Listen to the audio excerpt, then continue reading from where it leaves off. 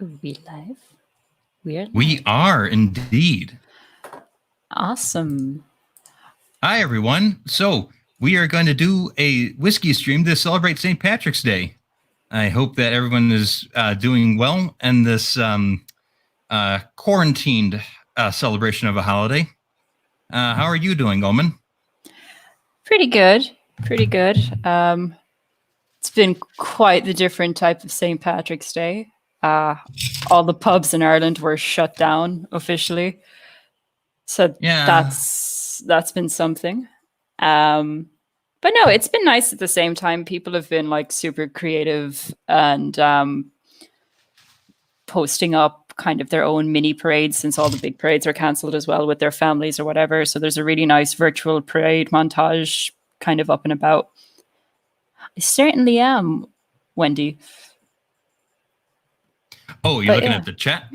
Mm-hmm. Just keeping a side eye on it. Could be worse. There could be no whiskey anywhere in the world. You know what? That is true. Actually, it's been pretty funny during the panic buying. Like you saw people like go in at first for like, you know, toilet paper, hand sanitizers,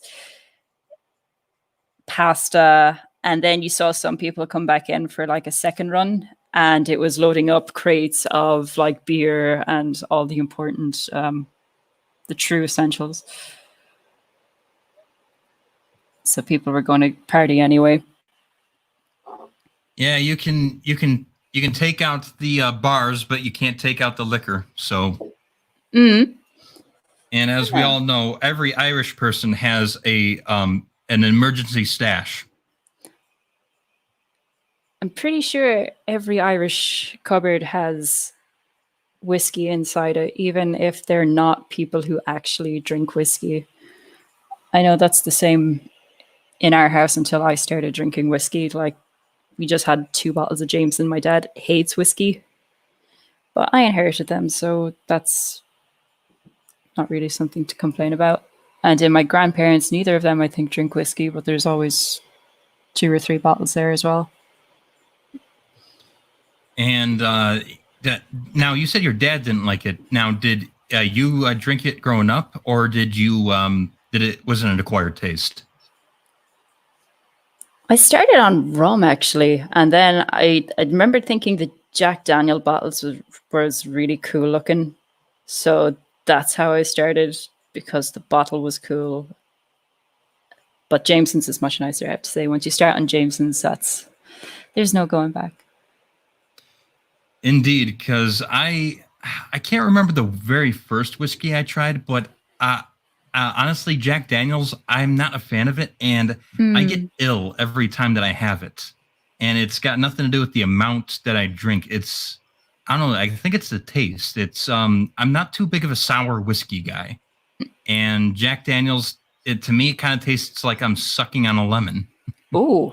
I mean, I can count on my hand, on a single hand, like how many times I've had Jack Daniels, so I can't really remember the taste very well. But all I can remember is always being like underwhelmed whenever I've had it. I do want to try the honey one though, because honeyed whiskey, my experience with that has been really nice, and I want to make honeyed iced tea whiskey with that. May I make a suggestion? If you are looking to try the Jack Daniel's honey whiskey, of course. Yes, I know of this drink that my grandfather, when he was alive, we would always have this. We had this thing called honey badger, and what it is it is half Jack Daniel's honey whiskey and half rum chata mixed together on ice. That sounds super good. It is incredibly delicious. Is it as vicious as a honey badger? Actually, it's pretty. It's really mellow, I would say. I mean, it's mellow in terms where it's like there's no burning sensation when you're drinking it. It tastes like someone gave you a cinnamon vanilla shake and then it melted. Oh, that sounds really, really good. Yep. So yeah, that's my suggestion for that. But for this stream, we've got 3 Irish whiskeys lined up. You want to say which ones they are? So we have Bushmills, Teeling whiskey, and Jameson whiskey. Yep, and at the end we've got another couple that we're gonna try, but we're gonna start off with the Jameson. But before we begin, I've got a question for you because a lot of people always ask me, like, what does this whiskey taste like? And to me, it's like it's hard to explain what a base regular whiskey tastes like. On a metaphorical level, it tastes of home. It's warm. It's comforting. I know this place. I'm familiar with it.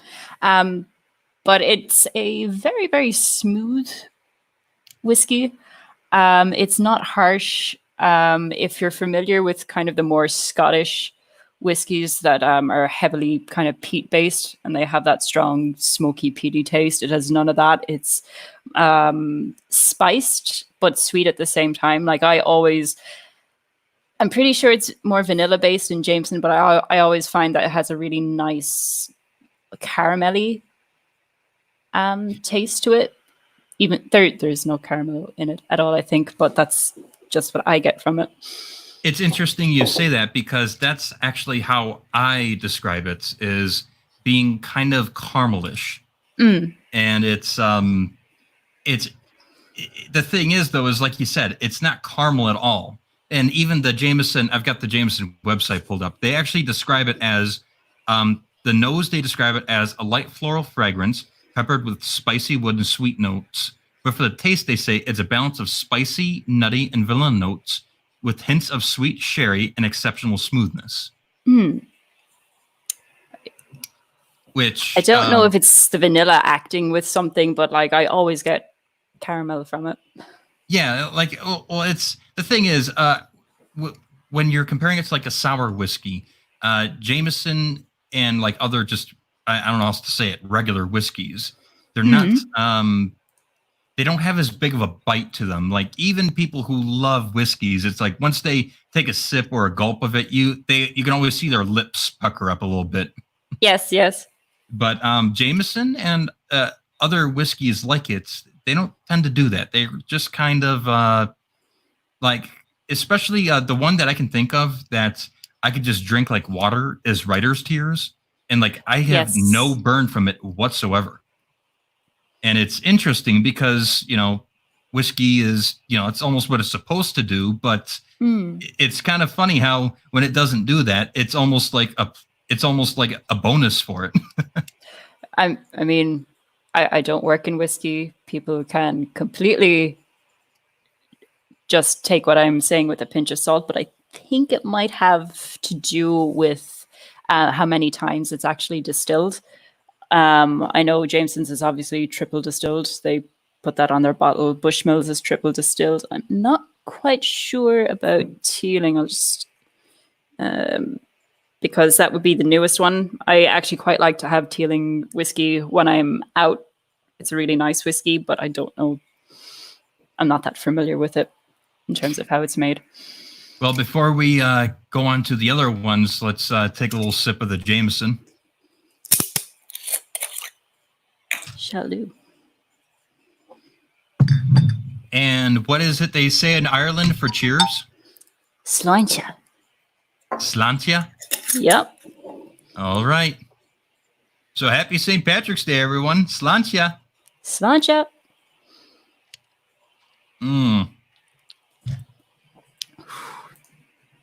Yeah. This is comfy. This is... I don't know if a whiskey ever has been described as comfy, but that's my number one word for Jameson's. It's comfy. It tastes like home. I would agree. It warms my heart. Yeah, I mean, like it.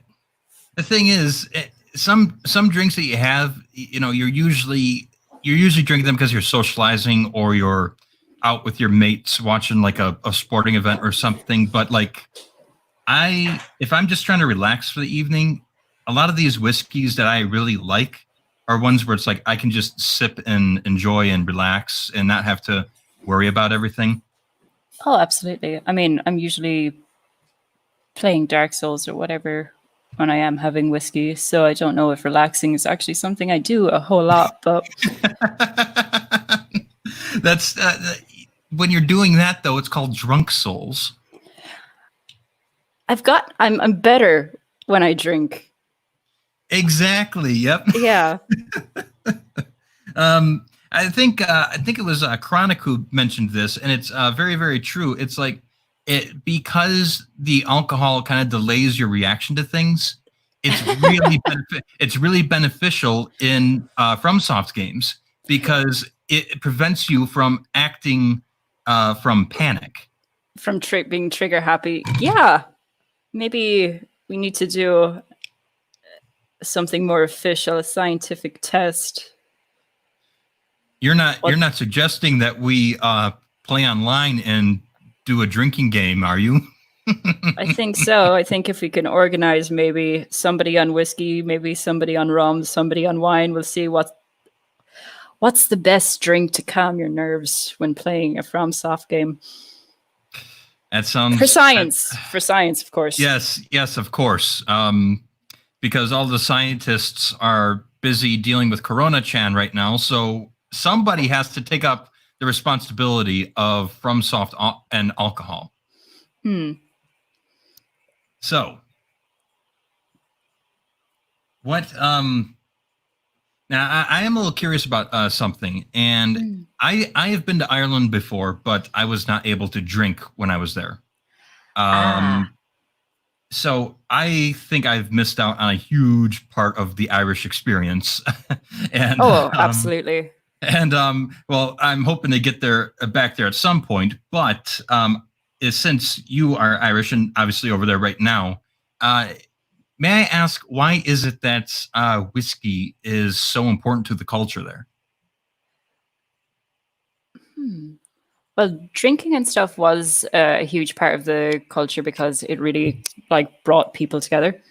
We have a very, very big pub culture in Ireland, and I suppose until Chronic really started commenting on it because he's from Germany, I didn't realize how much of a nice thing that it is in Ireland. People, of course, of all age ranges, even though the young, very, very young, small, tiny children don't drink, obviously, can come to the pub. There's live music, there's dancing. It's just a really nice blend of ages and people having a good time and generally being nice and hospitable towards one another. Whereas in comparison, Chronic was saying in Germany, pubs specifically are like an old man's thing. There's not really food served, there's no live music and all that, and I can't imagine that personally. There's certain pubs where the owl fellas go there and that's their regulars there, that's their thing, but during all times of the day that changes and people come and go and there's huge just camaraderie and age difference, and it's really nice. We also do a lot of pub food, which he kind of hinted at that's not a thing in Germany either. You can get full on really good meals in pubs, hence why young kids and all that can be found in pubs as well. I think that's why I might like the area that I'm trying to move to, because it's kind of the same thing where it's almost every restaurant is a pub. And even more so because I did go to a bunch of pubs when I was in Ireland, and I do remember the atmospheres. And it's like a dark room. I mean, you've got literal bars hanging on the windows. Yes. It's very dark and dank, but it's very homey. It's very welcoming and inviting. And you see a bunch of places in the U.S. try to emulate that, but fail. But when you get to certain parts of the country, especially where areas aren't so I guess you could say populated, they're able to nail that, especially since you can get firsthand immigrants sometimes setting up shop here. And also it's the same thing with the pub food. It's some bars will just offer popcorn or something to munch on. Popcorn. Holy shit. Oh, I guess it's a thing over here in the States. Yeah. they'll have like a big popcorn machine that's free as long as you're buying drinks, and you just grab popcorn. Ah. But for places that are like go full on with the whole pub culture, I mean, that's some of the, in my opinion, some of the best food you'll ever have is bar food. Definitely not good for you, but It it's depends on pretty what good. you order. Like over here, if you go into an Irish pub, like you're more than likely going to be able to order like Irish stew or stuff like that, and that's pretty damn healthy for you. Okay, well, I suppose that might be the big difference between the two then, Yeah. because like here in the States, a lot of our pub food is very greasy and oily and fatty. Don't get me wrong, we have that too. When I in our kind of local one that we go to, it's you get double chicken wings on a Wednesday, so that's got to be done. I don't go for the healthy things myself when I'm out to drink. I prefer now here's another thing we can lead into. I So with whiskey, if you're gonna have food to have with it, what is your go-to? Because for me personally, if I'm drinking whiskey, I love to have either a corned beef sandwich or some sort of like grilled sandwich, but not like a greasy cheeseburger. uh kind of the same. It has to be. I really like very spicy meat with it personally. I think you cut out a little bit there. Oh, okay. Like spicy meat would be a Oh, thing okay. for me. It does. I don't know. I just think the spice goes well with when I'm drinking it. So, I would think so too, but it would depend on the whiskey because it's actually a fact that, believe it or not, whiskey can enhance the spice in things. that makes sense. Yeah, I think I've shared this around with people. I think, but you were like one of the first people to share it with. But I made my own uh, type of Chinese food sauce, or Mm. well, it's a hybrid of a bunch of different stuff. So I don't know what to call it, but basically, I used whiskey as the liquid to get it all to mix together. Yes, yes. And the thing that I found out was even though there was sriracha put into the sauce that I made, it seemed a lot hotter than usual. And when I looked into it, it turns out that I can't explain the science, but whiskey will spike up the But spice. emphasize it. Ah. Yeah. And not only that, it'll also bring forth a lot of hidden flavors, Mm. which is what, if you get something that's very tasty, it's not necessarily because there's strong flavors, it's because you are tasting a lot of flavors that you normally don't taste. Yes. And Huh. so it's very interesting how it can kind of change a little bit of everything that you're doing and how you're experiencing something. Because that's the thing with whiskey and other hard liquors is that they're not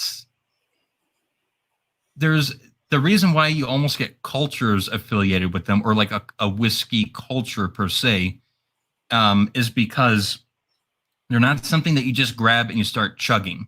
Since you have to do it a little smoother and a lot easier and a lot slower, Mm. you normally have to have you're normally doing something along with it.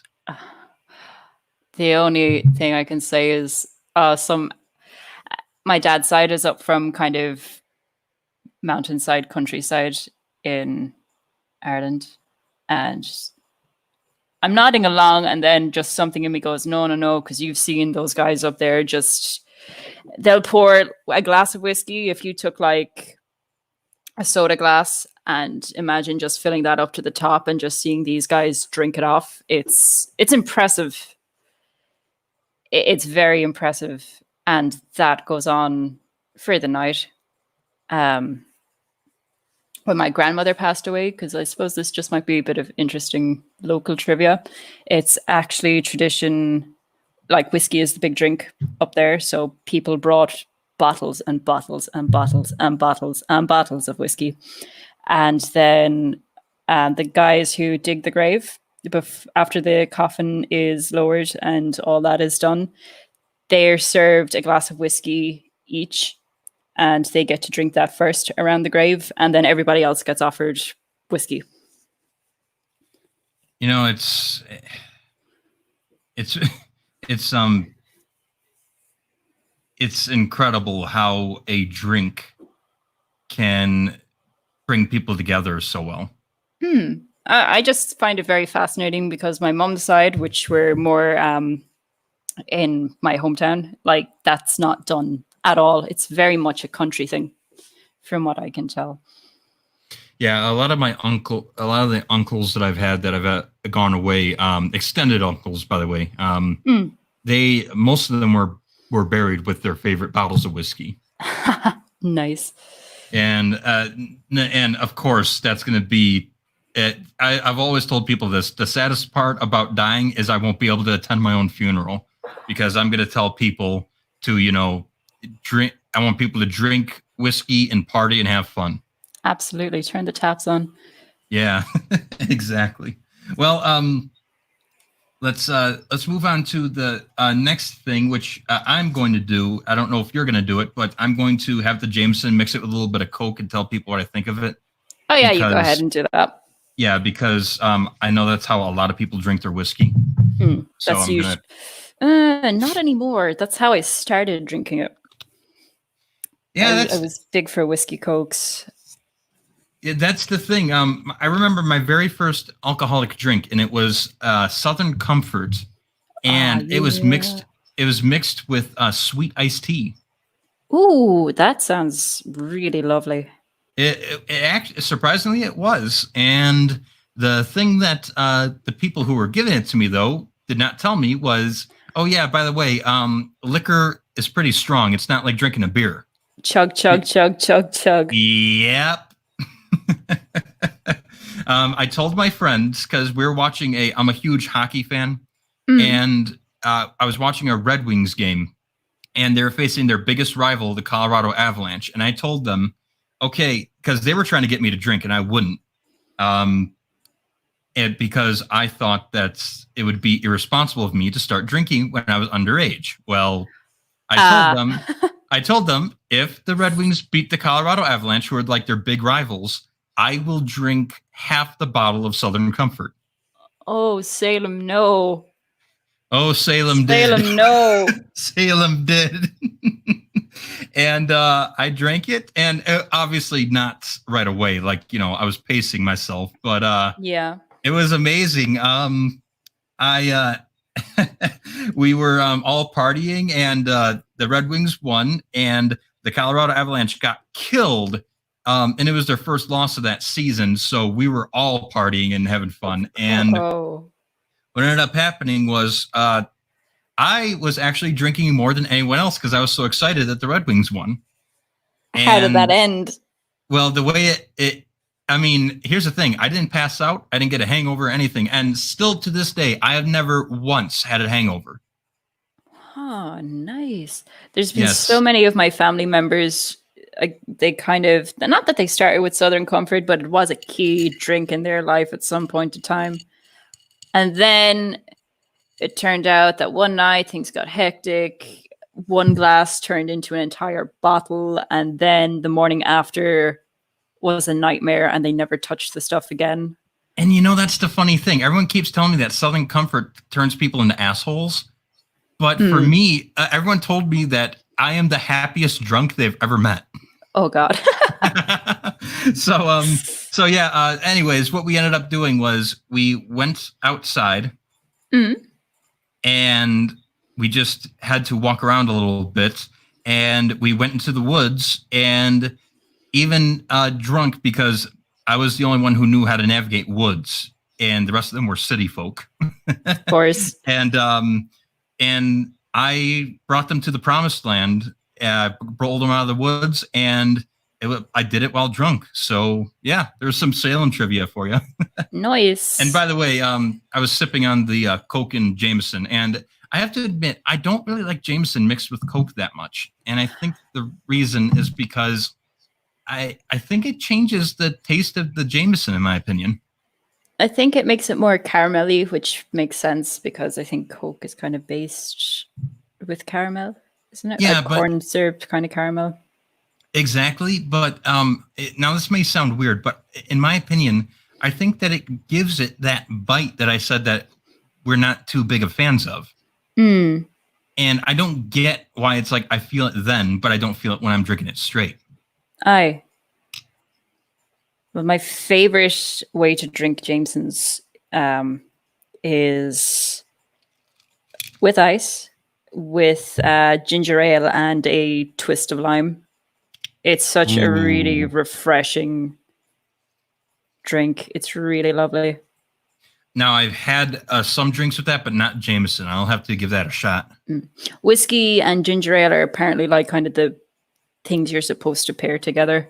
Yes. Now, actually, I take that back. I've had a Jameson mint julep before, and That I sounds awesome. really recommend that to people. Mm-hmm.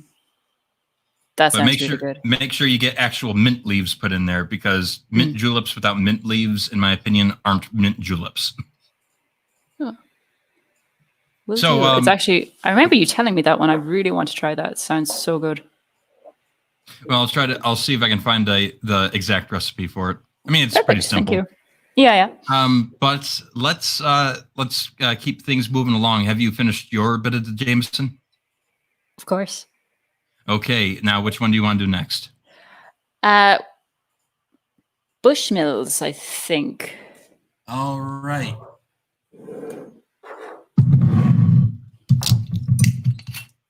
I've had these bottles since November. I only got them all recently because we're up in Dublin now and not actually home. It smells it smells kind of sweet. It is quite a sweet one. I hope I don't do it a disservice, but Bushmills I always like pair with older people. Jameson's is kind of, it's a household staple. Everybody, every age deals with Jameson, but Bushmills, in my experience, has always just been an older people thing. Let's see. It says that it's triple distilled, and it says it's the finest blend and a genuine quality. And it says that genuine quality is trademarked, so they better live up to this. Oh, yeah. And tell me what you think. I'm interested to hear what you think about it. All right. Well, I'm going to go ahead and pour myself a little bit of it. And did you already start sipping it? Mm-hmm. Okay, Yeah. you did? Yeah. All right. So let me give this a try. It's on ice, by the way. So. Okay. Mine is just completely neat.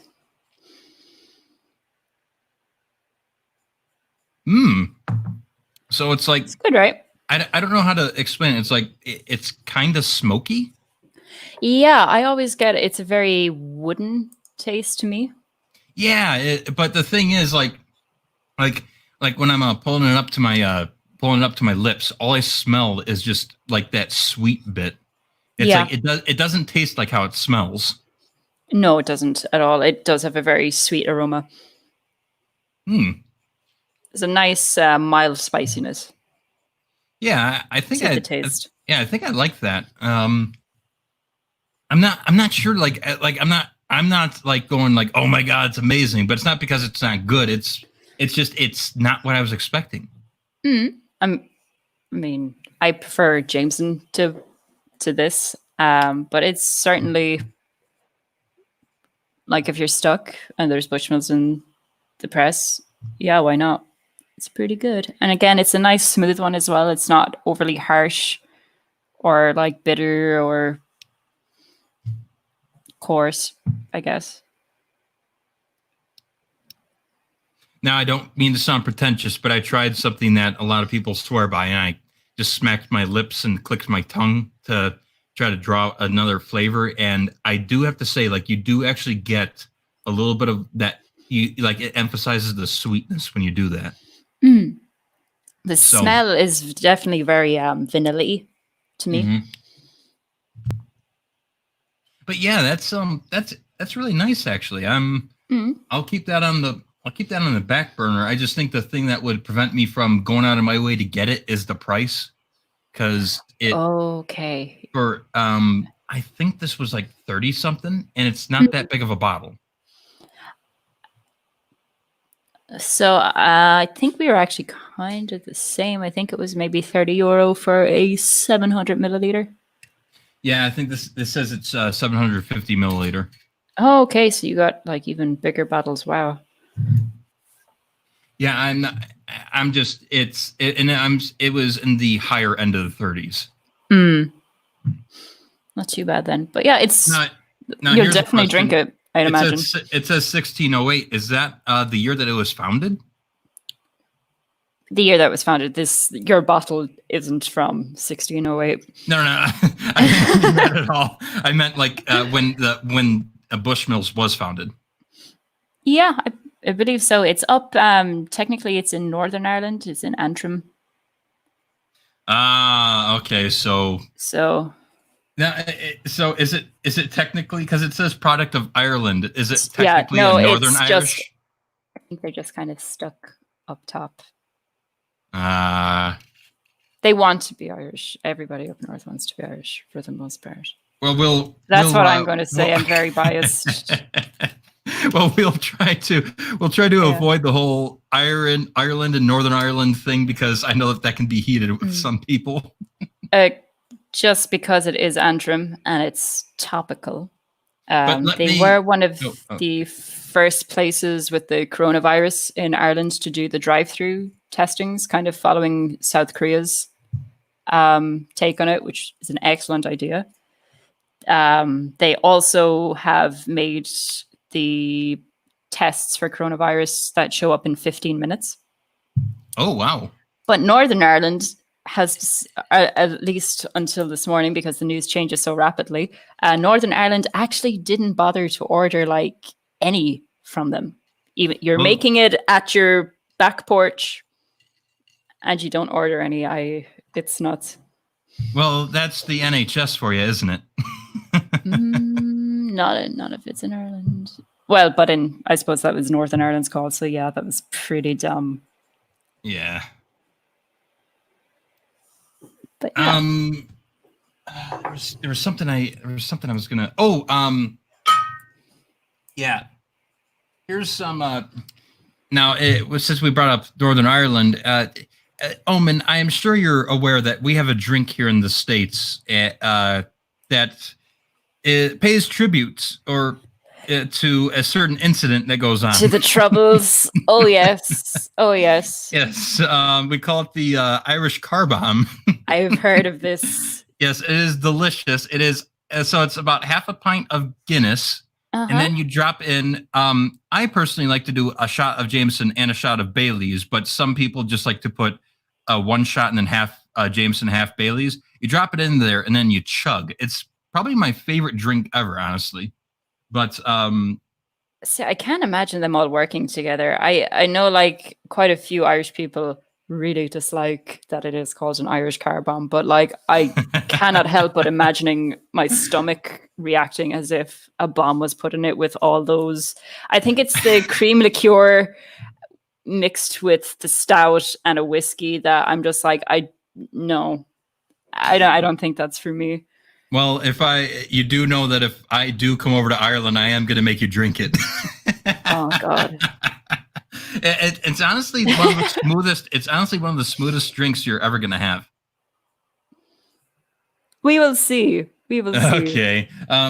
Okay. So I just mixed the Bushmills with the Coke, so I'm going to give that a shot. But before I finish that drink off, let me tell you a little story about someone that I knew who witnessed somebody going to Ireland and ordering that drink.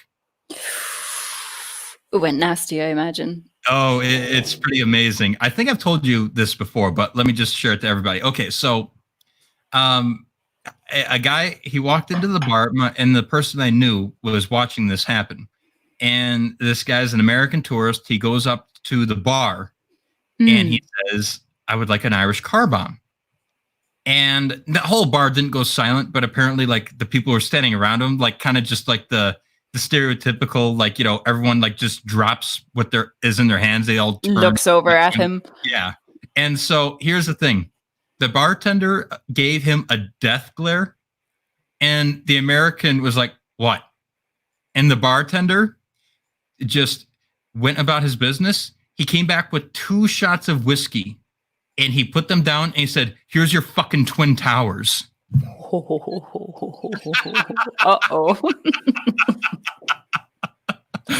Oh dear, oh dear, oh dear. I mean, it's pretty unfortunate, but it's kind of funny. Quick off the mark. I think it's a fair exchange. Yep. But at the same time, one, I feel bad for the bartender that he had to deal with that. But 2, I feel bad for the guy who ordered it because he didn't know. Of course. Our Irish history is not really taught that much. I imagine. I don't know how much you actually learn about it in America. Do you learn anything about it other than Ireland is not England? No. And especially I'm not kidding. I have met so many Americans who didn't even know Northern Ireland was a country. Wow. Yeah.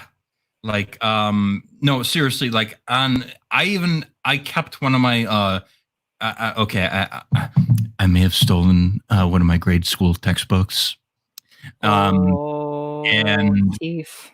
And one of the maps in there literally has Ireland being Ireland, no Northern Ireland.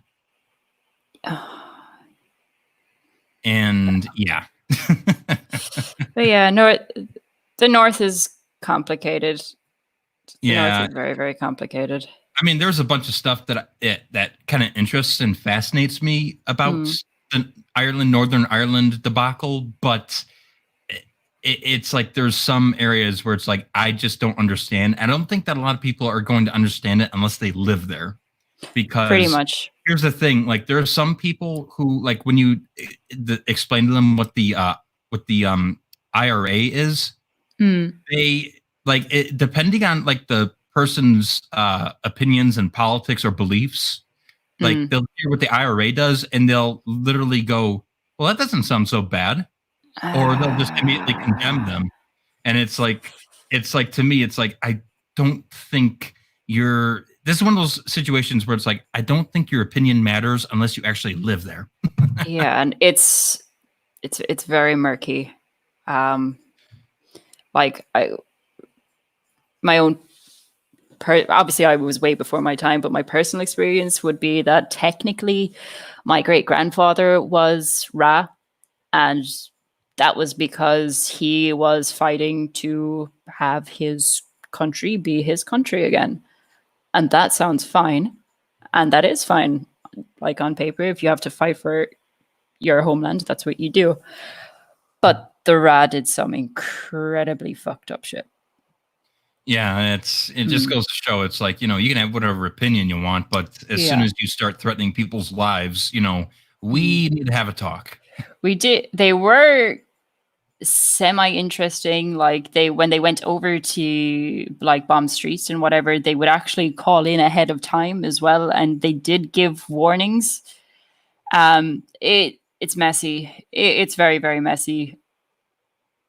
Yeah, and we won't dwindle on this topic for much longer. I figured, since it's like we kind of had to explain why it is that the Irish car bomb name of the drink would, upset some people. Of course. And I've actually been sipping the Coke with the Bushmills while we were talking, and I have to say I really like it with the Coke mixed in.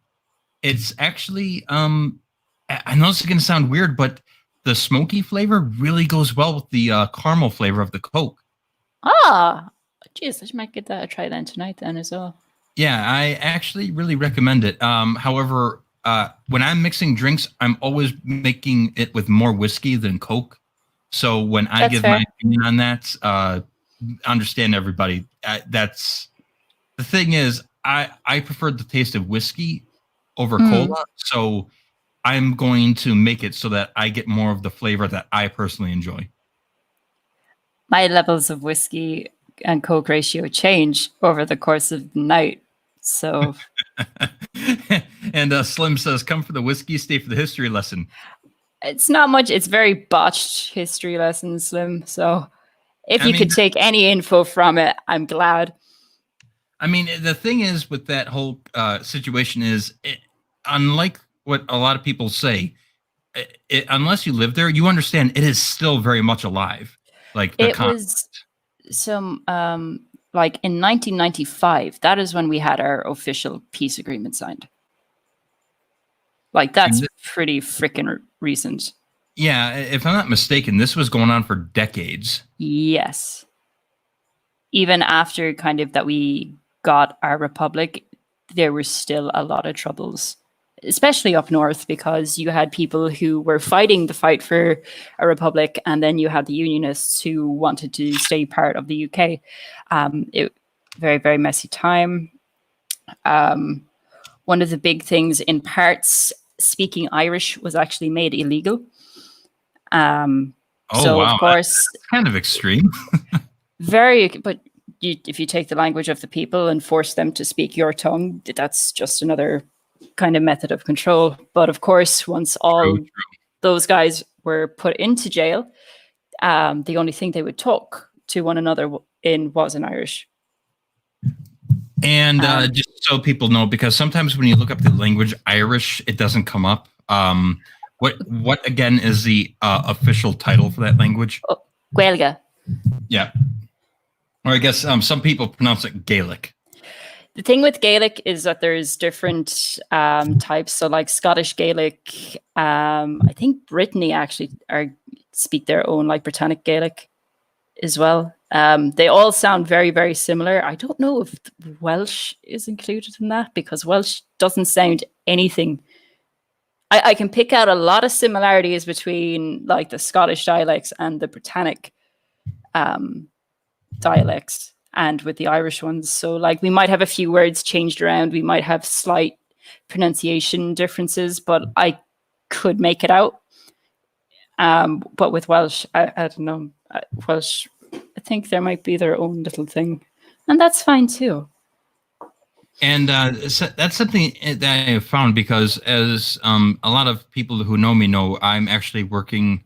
I've pretty much completed it, but I've been editing for months a bunch of my short stories, and I borrowed a lot from Irish and Scottish, a little bit of British, like folklore and stuff for the basis of the of the lore for the rules of the universe I kind of made for those stories. And I borrowed a lot from Gaelic in terms of the language I'm using for like the titles of things. And something I noticed is that Scotland, everyone keeps, I don't know where this joke came from, but a lot of people keep joking that Scotland and Ireland are essentially the same thing.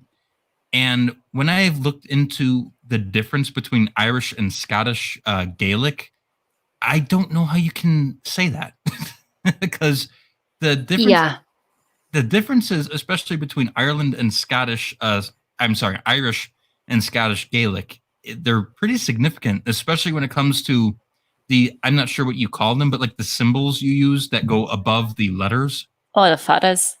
Yeah, they can be like night and day. Like sometimes like a Scottish word will have a bunch of them, and then the Irish word won't have a single one. But like I said, it's very much pronunciation thing. Like when they say that, I kind of go, oh, okay, that's what you're actually saying. Like they're similar enough, I suppose, once you understand kind of the rudimentaries and stuff and have basic words.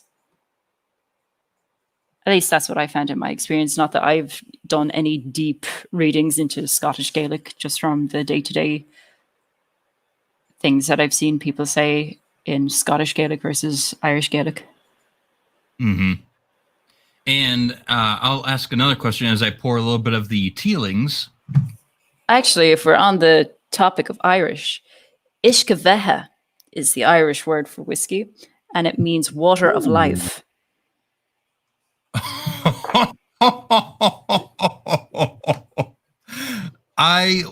Oh my God, I want to have that, like, I don't know. I want an avatar of Salem, and I want it to say that somewhere on there. Oh my God, that is amazing.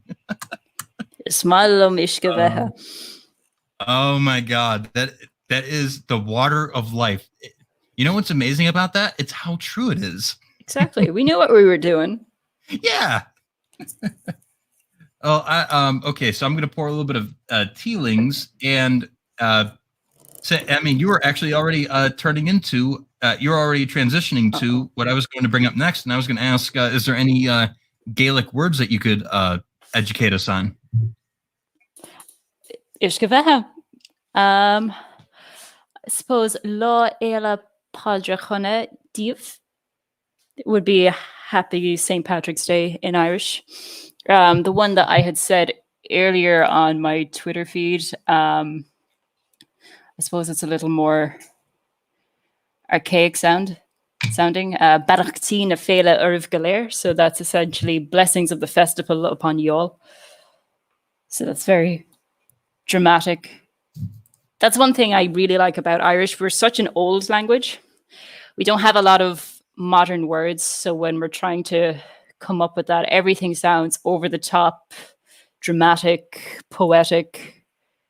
There is now it's going to be hard for me to explain, because the thing is, it's not something that I have noticed as like a science per se, but it's something that I realized when learning how to write, is that even in every language, what makes it work is that there is actually, when you listen to each sentence, the reason why you're able to understand a sentence is because no matter what you're saying, if it's grammatically correct, there is a hidden rhythm and beat within there. Yes. And Irish is very lyrical. Exactly. And so when you were saying those things, you could you could hit that beat and that tone. And what is interesting about it is the fact that we can get things across very quickly in English, whereas Gaelic Irish, or whatever you want to call it. I'm sorry, I'm trying to be rude. It's fine. It's fine. Irish is fine. But when you're speaking in Irish, it's a lot more elongated, but it still works, because it's once again, it's hard for me to explain, because I'm not. There are people who actually, dedicate their life to observing this stuff. But what's interesting is that Gaelic is able to. The reason why it takes so long to say something is because of their native language. But the thing is, there are some things that people who fluently speak Gaelic are going to be catching that almost every other person who speaks a modern day language are going to miss out on. Yeah. And it's interesting, because the thing is, when you're translating it into English, you're not getting a direct English translation. And in fact, the sad part is you're missing almost half of what is said. And it's one of those things. It's one of those things that it is kind of like fascinated me, especially when I was looking into researching a little bit about the Gaelic language. I even took like a Gaelic course for beginners, but like an audio course. So it wasn't like I had a teacher or anything. And because I was just curious about it. And it's one of those things that almost bums me out to realize that, because you realize that you miss out on half the story of what's being told in each sentence that somebody says. Because when I was in Ireland, there was a guy there who, believe it or not, he could not speak a lick of English. He could only speak Gaelic. We have areas called Gaeltachts. Essentially, it's where the British became. I don't know why they didn't bother. Maybe it was too far west, but they just stopped, and those places still would speak Irish first and foremost. They have done interesting things with like weaving like modern English words in with how they speak in Irish all the time. So there's a very nice fluidity and very unique the way they talk. But it's a very, very nice blend of the two languages.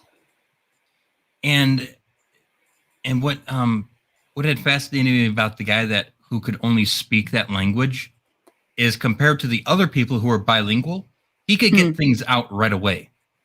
Yeah. Which is interesting because the thing is, he was still saying each and every word that literally the people who are bilingual could say, except he could just snap it out real quick. The thing with Irish, it's taught horrifically in Ireland.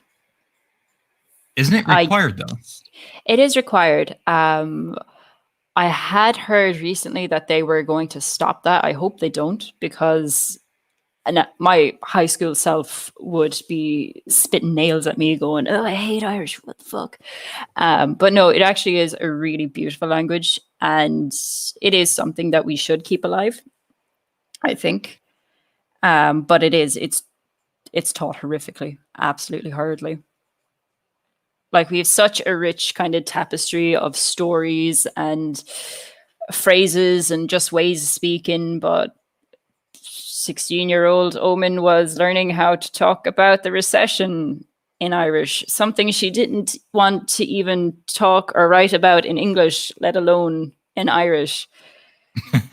So, yeah, it's I suppose until you're that bit older, and especially once you start traveling a bit, I don't think you fully have an appreciation for Irish as an Irish person.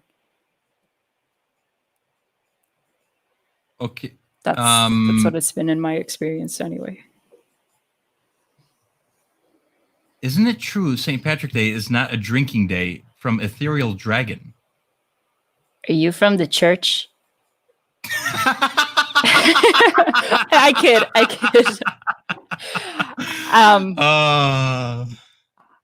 Technically, Saint would imply that it is technically a religious day, and that would be of fasting or whatever.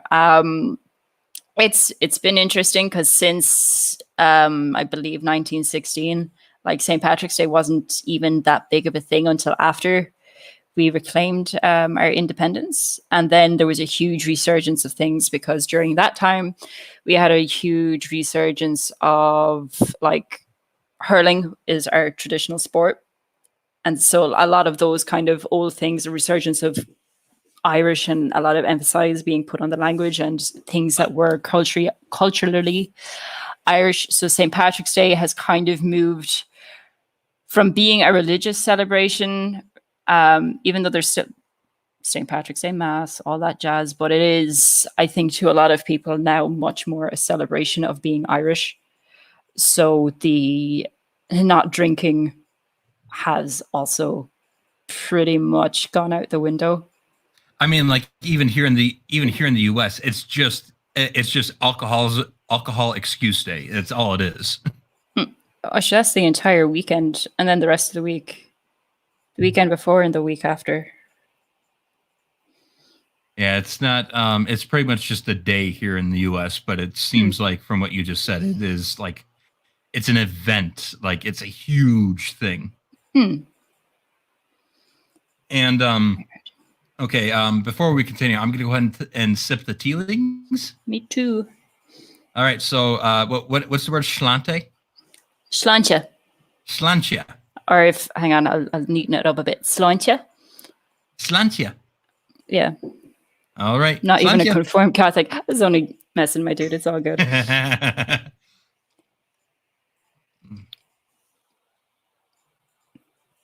love tealings. Tealings is good. It has a much spicier bite. That one's got a bite, yeah. But it's really nice. It's still really smooth. Yeah, that's what I was about to say. It's like, as soon as it touches your lips and your tongue, it's got a bite. But as soon as it goes down, it's got nothing to it there. Yeah, I love trying new whiskeys. Every whiskey is completely different. It's so fascinating to me that I can't, like, okay, I know it's not alcohol, but like a pop that you have, or a soda. It's like, you know what to expect. I mean, you might have like a different flavor regarding the syrup that they put in the pop, but it's all carbonated. It all goes down the same way. And you could even say that maybe about, in my opinion, like things like wine and beer. It's like, It all goes down the same, in my opinion. But like whiskey, there's not. I can't think of a single whiskey that is the same as another in terms of it hitting your lips for the first time and it going down and it sitting there. Like each whiskey is completely unique. I disagree about the wine, but with each whiskey, definitely for sure. Forgive me. I'm not too big of a wine drinker, so I can tell that wines taste different, but so far it's the range of my sophistication with wine tasting is this wine tastes nice and I don't like the taste of this wine. So that's as robust as I am with wine. So now here's the interesting thing. Teelings is actually pretty high in the alcohol volume. It's 46%. But what's interesting about the bottle I have is it's got like the other whiskeys, like the Jameson and the Bushmills, like it had like this whole section, dedicated to really, propping up that Irish pride and explaining the flavor and the taste and everything. And you know what takes up the majority of the bottle in this Teelings whiskey? I have like a giant phoenix on mine. Oh no, I've got the Phoenix too, but I'm talking like the information on it. Oh, like the filtering, finish, bottled. That's what I'm saying. Like for the Jameson and the Bushmills, like there's a lot of writing on it in regards to like what it is. Yeah. Whereas Teelings, what information is on it that takes up the majority of this thing? Go ahead. According to the Surgeon General, women should not drink alcoholic beverages during pregnancy because of risk of birth defects. Consumption of alcoholic beverages. Okay, we have a different bottle then. That is nuts. But it's okay. So, what kind of Teelings are you drinking right now? The one that I think does it say you had single grain? Yes. Yeah, we literally have the same thing, except most of the coverage on the bottle is literally the government warning. That's okay. That's really weird. Well, I mean, they do bottle it differently for different countries. Like, I can't remember. It was somewhere in like Africa, I believe, where it's like Jameson sends it to. It literally all that is on the bottle is just the word Jameson. Wow. Yeah. So, I mean, each place is going to be different, and also, I think people need to realize that when, especially with alcohol, when it is sent overseas, you're not sent. A lot of the time, it's not being sent bottled. It's usually bottled at the place where, well, it's going to be sold at. In fact, if you look at your whiskey things, like even mine says, I can't remember which bottle it was, but one of the bottles says bottled in blah blah blah USA. But it's still made in Ireland, obviously. Yeah. But yeah. I'd assume my one is obviously bottled in Ireland as well in their distillery. Oh yeah, and sometimes it doesn't make sense with the way that things are distributed because there are some. It's fascinating. Like especially there's a local pop here, and I don't remember the name of it because I usually don't get it. But I told everyone knows that I used to live really close to the Canadian border, and what's interesting is it's made in U.S. but it's bottled in Canada, and then it's sent back to the U.S. to be sold. So sometimes people got to understand that it's like, the whole distribution and stuff. It doesn't mean just because you got it from somewhere that it came straight from there. Well, all I know is mine on the back of my bottle. It has the little patch with like the pregnant woman with the line going through her being like, don't do this. Crafted and bottled in Ireland. Yeah, no, we don't got that. Like on the bottle that maybe I'll send you a picture of it later, but the label on the bottle of Teelings that I have, it's just words, and that's how it usually is in the US. It just says government warning, and then it has some colons after it, and then it says, everything about the pregnancy stuff. And I think some bottles even say like, it can increase your risk of cancer and stuff like that. Okay. Yeah, no, we have that it's recyclable, don't drink if you're pregnant, and yeah. That's what that's what I was getting at is like the creation of the drink is obviously comes from wherever it says it comes from, but Hmm. because just because you got something that's Irish doesn't mean that it flew on the plane from Ireland and landed on your store shelf. Like it has to Yeah. go to a processing place. It has to go to a distribution place. Like the here's the one that I could think of right off the top of my head. Like the Corona beer in the United States, even though Yes. it comes from Mexico, it's bottled and distributed in Chicago, Illinois.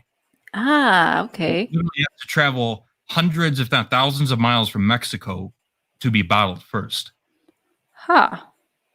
So yeah, it's I mean, I wouldn't be able to explain the situation or like the reasons for this stuff, but it is kind of interesting because I mean, next to people, I honestly think that alcohol is probably the most traveled substance on Earth. People want it.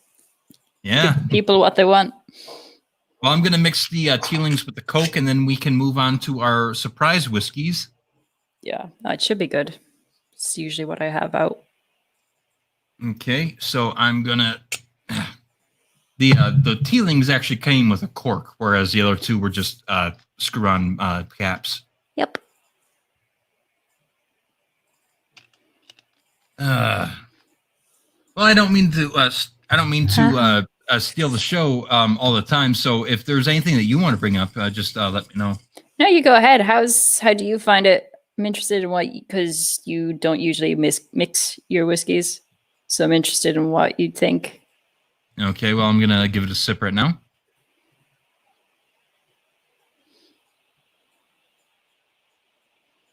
Ooh,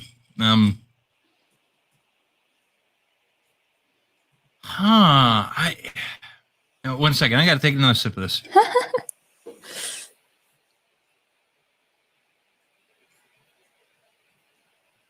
Okay, this is gonna sound weird. Mm-hmm. This, I'm not like when I drink it at first, all it tastes is the Coke, but the end taste, That spice. Okay, this is going to sound weird. I think the closest thing I can compare it to is black licorice. Ah, okay. I don't get that at all when I drink it. Usually I get kind of a rush of spice at the end. Well, when I guess, drink it with Coke. well, okay. When I have black licorice, it usually is spicy. That's the thing. Ah, okay. But didn't expect that. I mean, the thing is, it's its own unique flavor. But the thing is, like, if I'm trying to pick something that I can compare it to, all that comes to mind is black licorice. Interesting. Huh. I actually really like the fact that that these whiskeys have surprised me. But like I said, it's like that's the thing I love about whiskey. It's like not a single one is going to be the same as another. I think out of all three of them, Jameson's is definitely the one that I could probably do the best with drinking neat. Oh yeah, I think after trying all three of them now, I think that Jameson would be my go-to. But if I am looking for something a little different, I am not going to hesitate to pick either of Bushmills or Tealings. But it's just Jameson. I mean, we already talked about Jameson, but the thing is that Jameson is. It's kind of like when you even say the word whiskey, like if like the images of bottles come to your mind, immediately my mind goes to Jack Daniels and Jameson, and I would say for me personally, because I love Canadian whiskeys, it would have to be Crown Royal too. I've at least heard of Crown Royal. I've never had it. Oh, Crown Royal is actually one of my favorite whiskeys ever. So, I'm trying to see if I can pick that up. No, I told you I would travel to Ireland at some point. So if we ever meet up, maybe I'll bring over a bottle if they'll let me. That'd be sweet. Yeah. Yeah. If your bags are going like under the cabin, you can bring liquids or whatever. It's hand luggage that will be a problem. Yeah, and the nice part is the Canadians are also known for maple syrup, and this Canadian whiskey has a maple flavor. Oh. Yeah, so I might have to bring you a maple whiskey, and hopefully Chronic will be there too, and I'll be able to share it with you guys. So, and you know what the best part is? It goes great with coffee. Actually, you were saying Maple. that you had that, was it Jameson cold brew recently with it was the coffee one? Yes, yes. I'm sorry, I forgot about that. Yeah. If anyone is looking for something really good, have you had the cold brew yet? No, no, no. Okay. I'm not sure if it's even available in Ireland, which is weird because it's available Hmm. here in the US. But the thing is, here's what's really strange. Okay, so the coffee portion is actually made in South America, Huh. but it's brewed, but like the whiskey is made in Ireland. And That the is a thing is, strange combination, but I like what's it. really, what is really super strange is that the Irish, because I follow the Jameson Ireland and the US Mm. accounts on social media. Yeah. And what's interesting is the Irish account has been promoting cold brew, but the thing is, everyone keeps saying, I live in Ireland. Where is the cold brew?" And then everyone in the US is like, "What are you talking about? It's everywhere." Hmm. So I don't know. Like, why don't you, if you ever, I know that Corona Chan is keeping everybody indoors, but Yes, yes. next time you go to a liquor store, ask and see if the cold brew is available Yeah. there. See, I know at the minute, like Bailey's are doing a huge thing now. They've released a slew of different flavors, but currently they're mostly in foreign liquor stores and in the Irish airports. I'm The not kidding last you. time we haven't, like, it was a special release, but they are going to release it in Ireland later if they haven't already. I'm not kidding you. I actually went to the store the other day and I think I counted 7 flavors of Bailey's. Oh, they're so good. I have now the one that I really want to try is the red velvet because I love red velvet cake. Oh, snap. We haven't even seen that one. The ones we've seen are the salted caramel, it was vanilla cinnamon, coffee. We have strawberry milkshake, Yep, I've uh, seen all those. Yep. yeah, luxury chocolate, and then just Bailey's. Yeah, I've seen all those, but I've also seen, like I said, the red velvet. I've been wanting to try that, but the one that I had most recently was the pumpkin spice one. I had that on Thanksgiving, Huh. and Okay, that's a very American flavor. Okay, I don't think we'd be getting that one. Maybe that was okay. it was. I know people are gonna be mad at me for this, but here's what I used it for. I didn't drink very much of it. Um, I mostly used it to make pancakes with. Yeah, that's totally viable. In Ireland, if you want to make a quote unquote Irish dessert, you add like Bailey's. And usually, then, if you want to make something savory, like we have Guinness stew Yeah, and stuff like that. I think everybody saw, but I actually I love to use Guinness in a lot of my Mm. cooking. Yeah. I've made desserts out of it, and I'm actually because I'm huge into cooking. I know Yeah. that I don't share it a lot on Twitter, but I'm always trying something different. I think people would be a little more familiar with the cooking thing with you, but I am always mixing in alcohol with all my recipes. And It's a good way to enhance flavor. Why not? yeah, exactly. But I'm hoping to make a pot roast, but I'm here.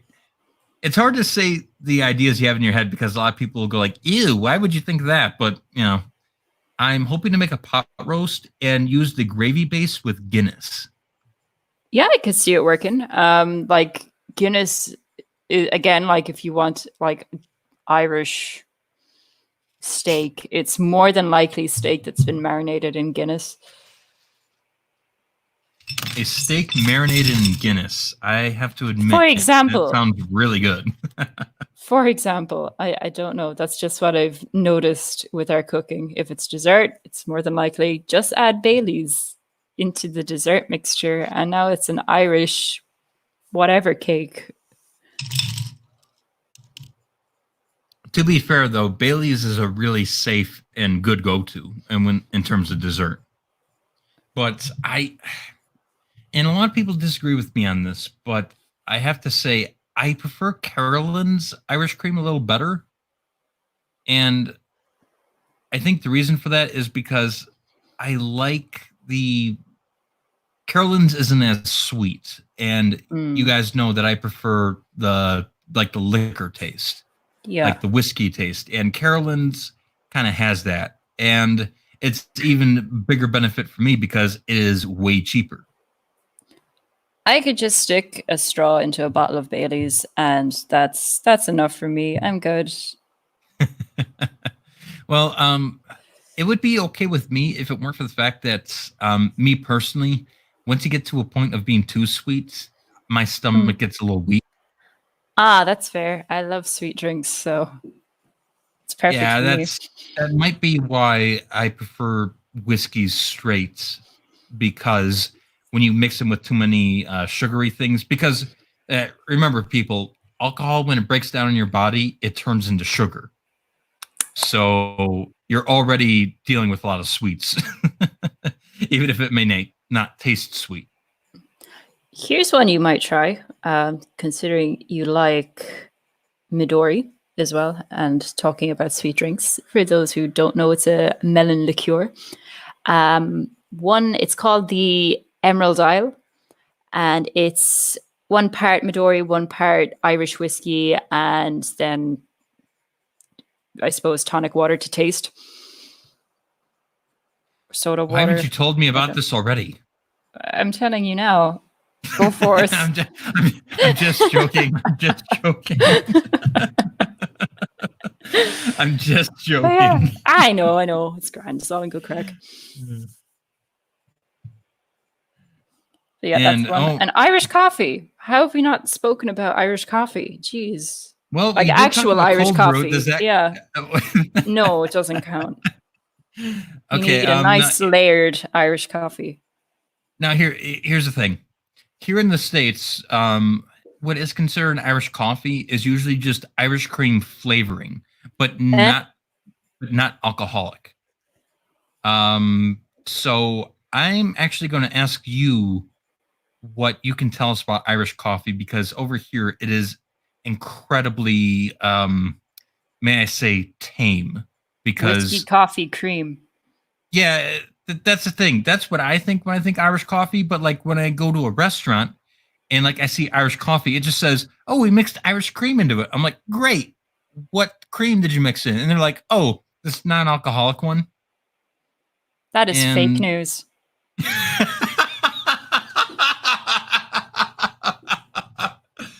believe me, no one makes greater Irish coffee than us.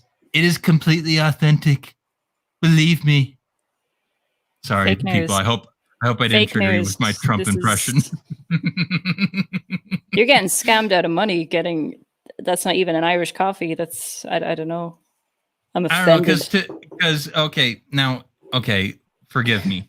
I'm going to say what I do for my Irish coffee, and then I'll let you Mhm. explain what real Irish coffee is. Yep. Because to me, I'm always grabbing Jameson, or there was another Irish whiskey that I had, but unfortunately I forgot the name of it. Mm. Um, but I would take the whiskey and coffee, and then I would just take a splash of maybe like a vanilla creamer or just a regular creamer Yeah. and mix those all together. And then I would call that my Irish coffee. So I suppose But oh, go ahead. You're I'm done. sorry. I'm just, Yeah. but like I said, in the States, a lot of Irish coffee is just, I don't know. Like I said, it's just the flavoring. Oh, that's so weird. I suppose the most bare bones before you're adding any like luxurious spices and like your different maybe sugars or whatever. It's really simple. It's you have 1 part whiskey, 1 part kind of lightly whipped cream. It's double cream, I think, because it does have that nice kind of thick um, quality, and it just sits on top of the whole thing if you do it right. And then 3 parts coffee. So one It part. it It's made up of seems 5 parts: 1 part Jameson, okay. 1 part cream, and 3 parts coffee. And the cream should sit on top, then the coffee, and kind of the whiskey then kind of settles more towards the bottom.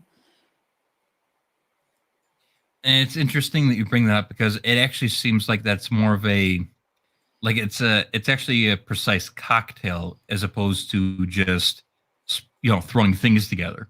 Oh, look, in an Irish house, if you want an Irish coffee, people are not going to be too precious with measuring it out. It's going to be make your coffee, throw in a bit of whiskey, and put your cream on top. Again, if you But want to make it more fancy, you can add vanilla or cinnamon. I know some people put in sugar syrup. that's the thing, though. Like the way that you described it, it's like it seems a lot more. How do I say it?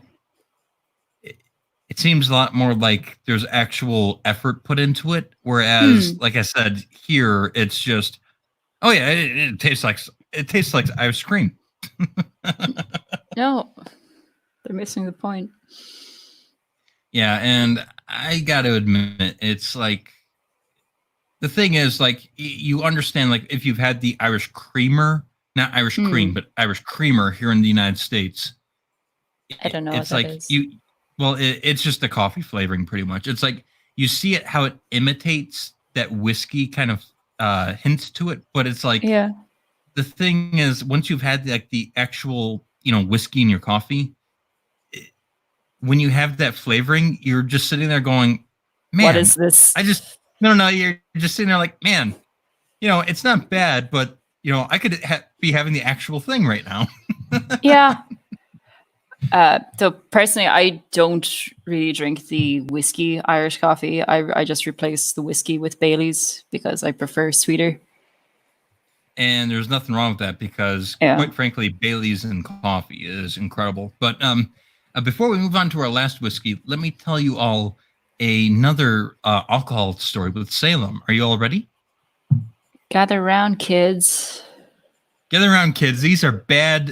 These are bad decisions. So, my first time having Bailey's with coffee.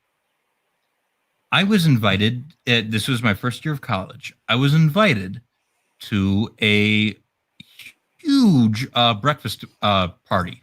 And the thing is, if anybody knows me, they know that I love breakfast food. That is my favorite meal of the day. Well, here's the thing. As I said before, here in the States, Irish coffee is not, it doesn't have to be alcoholic. So when somebody told me, hey, we've got Irish cream, we're going to put it in our coffee. I'm like, oh, man, put a bunch in my cup. Well, here's the thing. It was about 11 a.m., and I did not eat anything because I knew that we were going to be having a big breakfast buffet. I had 4 cups of coffee that were half Bailey's, one after the other. So, my third cup in, because I was drinking it pretty quick because I needed caffeine. I was tired. I asked them, "Did you put anything in the coffee? Because the room is starting to spin." That's when they told me. That's when they told me, "Oh yeah, that's not real Irish cream." And I mean that by just the flavoring. That's actually Bailey's, because they were not serving it from the actual bottle. Oh dear. And the thing was, I wish I could vomit, but I didn't eat in over 12 hours that day.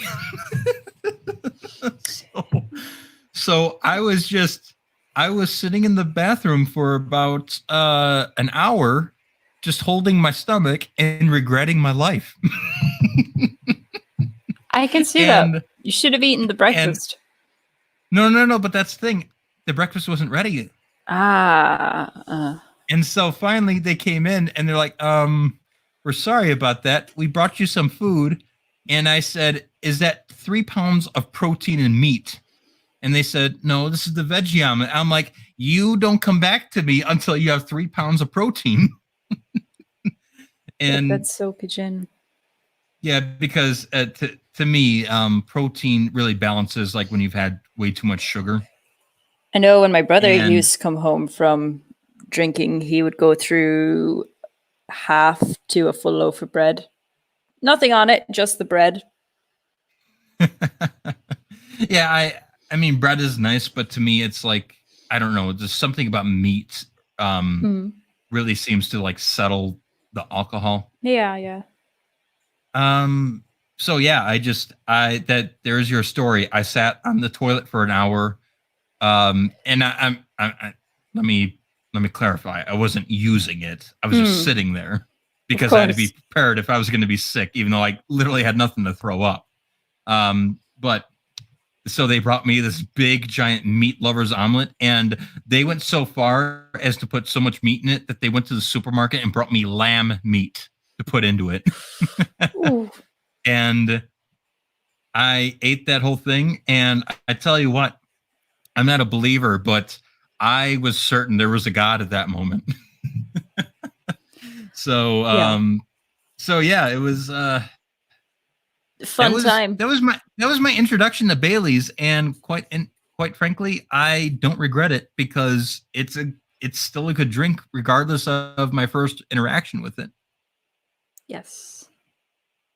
But we've talked for quite a while, so let's start going towards the endish part of the stream, and let's go to our last whiskey. And I believe we have two different whiskeys, but they come from Yeah. the same place. And ladies and gentlemen, I'm just going to ask: can you guess which country that this whiskey came from? I'm going to be looking at the chat. And while we're waiting for people to guess, how have you been, Omen? Pretty busy, but like pretty good. It's been hectic since Chronic and I kind of came back very rushedly from Germany. And then it was getting stuff ready because kind of should have hit the fan there. So before it And started going let me like that, clarify. I'm sorry. Let me clarify to some people. Chronic is her boyfriend. yeah. Um, so we were Sorry, some just people may getting. have not known who Chronic was. Oh no, that's fine. That's fine. Sorry, guys. We were just getting things sorted here. We were going down to my family to make sure they were kind of okay, and then get back here. Of course, still animating for my final year project, so it's just been go, go, go, go, go. And Neo 2 came And out, so that's been a highlight. yeah, I actually have this setting on PSN to let me know when people go on, Mm. and also have it so like it'll tell me like who's playing what. And yeah, you and Chronic have been playing quite a bit of Neo together, and I have to admit I'm not too familiar with the franchise. I think I played the first game, but I don't think I got very far. So good. How would you And we have how would you someone who describe guessed Neo? right. Neo is a wonderfully difficult game that I can see getting confused as a FromSoft game, and then people throwing it to one side very quickly because the control system is very different. Would now for me personally, would you recommend that I if I wanted to get into Neo 2, would you recommend I actually finish the first game? Um, no, it's not really a necessity. Okay. It'll help you out a lot. Now, the thing that I found with Neo is it's such a mechanic heavy game. There's so many things you can do. So I only focused on like getting my two kind of weapons down and comfortable with them, and maybe a tiny bit of magic. And I ended up kind of leaving ninjutsu out for a lot of it. Also, I can barely work the blacksmith thing, so I just go, I like this weapon, I'm really good with this weapon, and I'm sticking to this weapon. If you played, you know what I mean. There's a lot to it. It's a very layered game, and there's a lot of ways to play it. What I like more about Neo 2 is, of course, you have your own like customizable character in terms of looks. In the first Neo, you played William. He was a poor Irishman who finds himself in shenanigans and ends up in Japan. Apparently, the actual historical figure was English, but because the Irish would sell marketably better, they changed him to Irish. or at least emphasized his Irishness more in the Now, game. now forgive me, and this is just because I'm not entirely, like I said, I think I played Neo for a very brief time and I dropped it. And it wasn't because I didn't enjoy it. It's just because I had other things going on at that time. Yeah. Is it true that you create your own character in Neo 2? Yes, it's a really good character creator too. I've had a lot of fun with it. Okay, maybe I'll pick up Neo 2 at some time. Absolutely. But it's interesting you're bringing that mixture because, as Wendy had guessed correctly after two incorrect guesses, the third whiskey, not the third, I'm sorry, the fourth whiskey, yes, the fourth whiskey that we're Salem's going to drunk, try. guys. Take him home. I am not drunk, okay? I'm not drunk. I'm not drunk at all. Salem's drunk, guys. Take him home. But no, the fourth whiskey is from Japan. Yeah, well, fourth/fifth, we both have different Japanese whiskeys. Yeah, and that's fine. Because I'm sure that we'll both. I don't know if you've tried mine, but I'll definitely try yours. No, but reading up on it, it. I think I would like yours significantly more than mine. Well, have you tried yours yet? I've tried it once before. I can't remember. Okay. So let me just ask before we try this. Omen, are you a weeb? I don't think there's any point in me trying to deny it, is there? I'm not that good of a liar. That's okay. I am too. I think if you're watching the stream, I don't think it's possible if you're not to be a weeb. Because if you're following either me or Omen, you're into weeb shit, aren't you? Either lightly or hardcore. Okay, so tell me what whiskey you're trying. So mine is Nika whiskey. It's from the Nika distillery. It's a single malt Yoichi. It's a 10-year-old whiskey, and for a time, this actually went out of production, so the price for this skyrocketed. But it is apparently back in production since 2016 from the brief research that I did. Well, that's yeah. I was just you go ahead. No, you go. I have a fun story. I was just gonna say, what's it? Jesus Christ! You go ahead. I'll go after. Yeah, I have a fun story though regarding both of our whiskeys and their connection from what I managed to figure out. Well, before we do, maybe I should mention which whiskey I have. Okay, so I have Suntory whiskey, and it's the Toki flavor. And it says that it's from the House of Suntory Whiskey, established in 1923. And it is a 43%. It is a 43% volume, so it's, I guess it's kind of medium-ish. Yeah, my one is 45%. Okay. Yeah. So go ahead. Continue your little trivia there. So and feel free to take this with a large helping of salt. Suntory whiskey wasn't, they didn't actually plan to make whiskeys at all. They had been a kind of a place for trading wines and whatever. And the son kind of inherited this place. He was a pharmacist, and he had decided he wanted to make his own wine. And I don't know what happened along the way, but he hired another pharmacist, to go to Scotland eventually and find out how they brewed whiskey. I don't know how he got from wine to whiskey, but there we go. So this guy comes back with his wife. They help set up the Suntory. What's the name of their? The Yamazaki distillery, which is the oldest one. And a few years later, the pharmacist who actually traveled to Scotland went ahead and made his own distillery, which was the Nika whiskey distilleries. So my one kind of comes from your one in a weird roundabout way. Now I'm curious. Was there a bit of a rivalry between the two? There doesn't seem to be. The guy, I think, just went, no, I think this was a good idea. He actually married a Scottish girl and she came back with him to Japan. So I wonder if that kind of love That's for the how. culture. That's how the British and the Irish and the Scottish in that area, yeah, got into weeb shit. Absolutely. We had, because there's a really, really lovely Oriental exhibit that you can go see for free in Ireland if anybody is ever over. There was essentially just a mega weeb, and he just collected all sorts of artwork from Japan mainly, and then it was like China, and then it led into kind of Egypt and the Middle East or something. But he, if you want to see the original Irish weeb, he actually has an entire exhibit.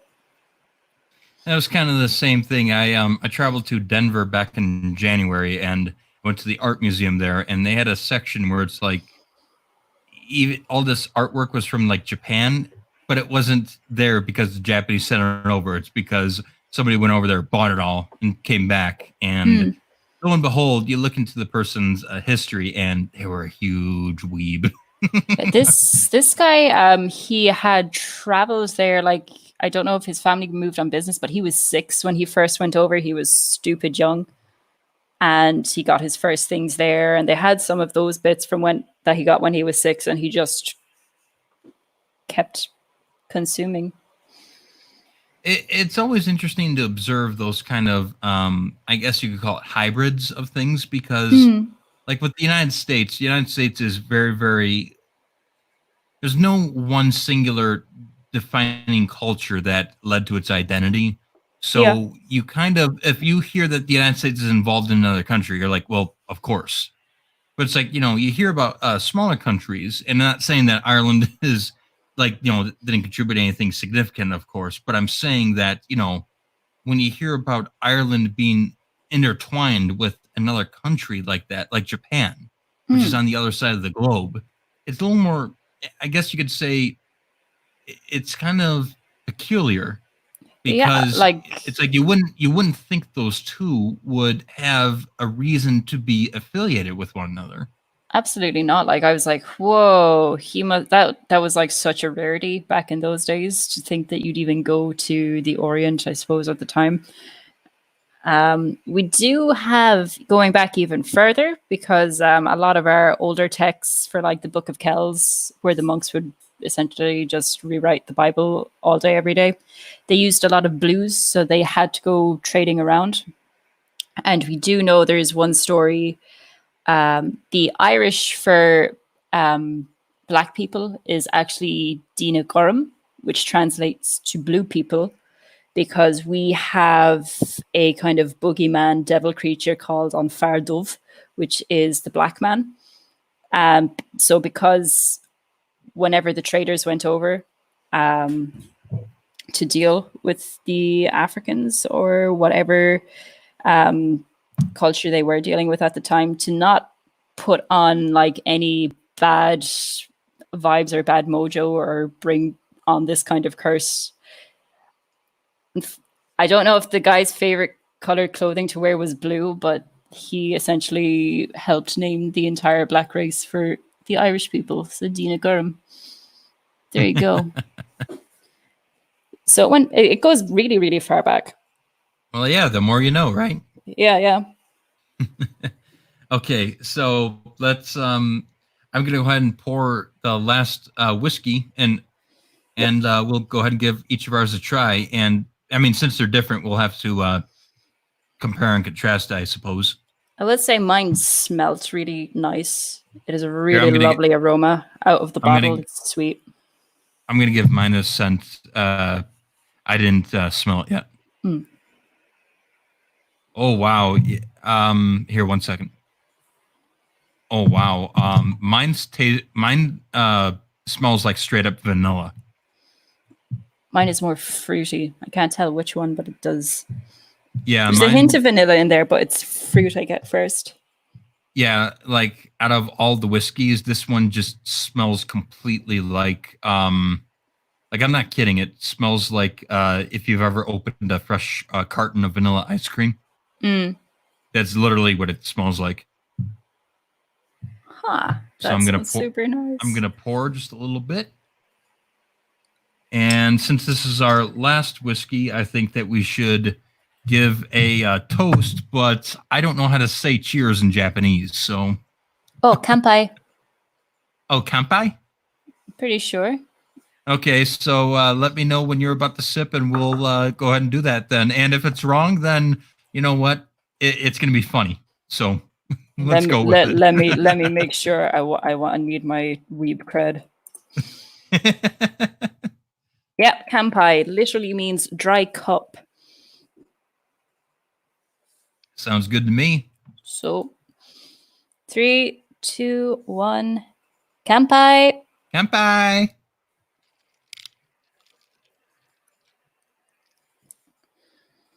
Oh, my one bite's going down. Very smooth initially, and then there's a nice bite to mine. I get a very wood taste. This is going to sound weird, but it's exactly as you described for me as well. Huh.